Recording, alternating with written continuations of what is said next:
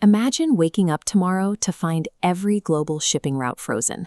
Major governments have vanished, and within a single generation, humanity has forgotten how to read and write. That apocalyptic scenario played out across the eastern Mediterranean around 1200 BCE. Look at these barren stone foundations. This is Hattusa, the once mighty capital of the Hittite Empire in modern-day Turkey. In a few decades, it was burned to the ground and abandoned. The intellectual devastation was just as severe. This clay tablet shows Linear B, the complex writing system of Mycenaean Greece. Following the collapse, the Greeks lost the ability to write for 4 centuries. We are looking at a sudden and comprehensive erasure of complex societies. To understand the fall, we have to look at the world that came before. The Late Bronze Age was a deeply integrated era. 4 superpowers dominated the landscape: the Mycenaeans in Greece, the Hittites in Turkey, the New Kingdom of Egypt, and the Kassites in Babylon. The kingdoms of this era operated as a single ecosystem, bound together by diplomatic marriages and a continuous flow of international trade. This mineralized slab of metal is an oxhide ingot. It was the physical currency of the era. Smelting the bronze that powered their militaries and farms required copper mixed with tin, a material that had to be imported across thousands of miles.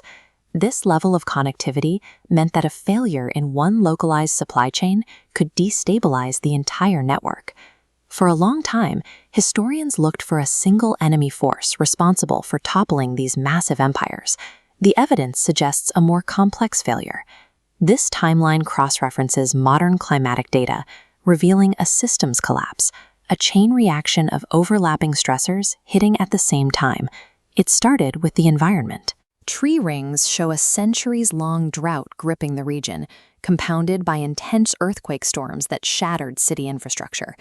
These environmental shocks triggered massive crop failures.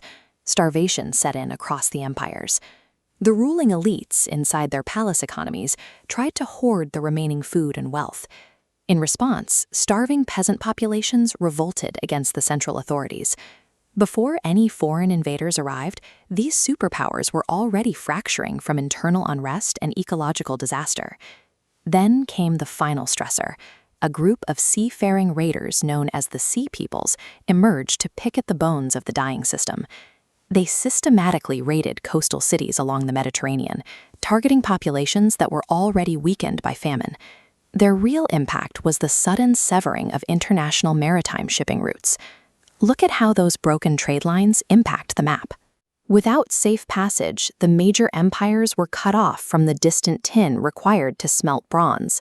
The resulting paralysis left military powers unable to replace weapons and agricultural centers unable to replace the tools needed to farm. By pillaging the trade hubs, the Sea Peoples dismantled the underlying operating system of the entire Bronze Age economy. The aftermath was grim. Human populations dropped, and the complex art and monumental architecture of the era vanished. Look at the heavy masonry of this structure, the Lion Gate. It illustrates the massive scale of the engineering that subsequent generations forgot how to build, leading into the Greek Dark Ages. But those massive palace economies had operated as monopolies. They controlled wealth and resources in a way that left little room for local innovation. The collapse of these behemoths acted like a forest fire. It cleared away the old canopy, leaving a vacuum for new growth to emerge. Smaller cultures like the Phoenicians and Israelites were able to establish their own societies in the absence of the superpowers. In this new environment, the Phoenicians developed and exported the phonetic alphabet. The disruption of the bronze supply chain forced a transition. This rusted iron blade, fused to an older bronze hilt, shows humans experimenting with a cheaper, more abundant metal. This forced adaptation launched the Iron Age. The destruction of the ancient world provided the specific conditions that birthed classical Greece, the rise of iron technology, and our modern civilization.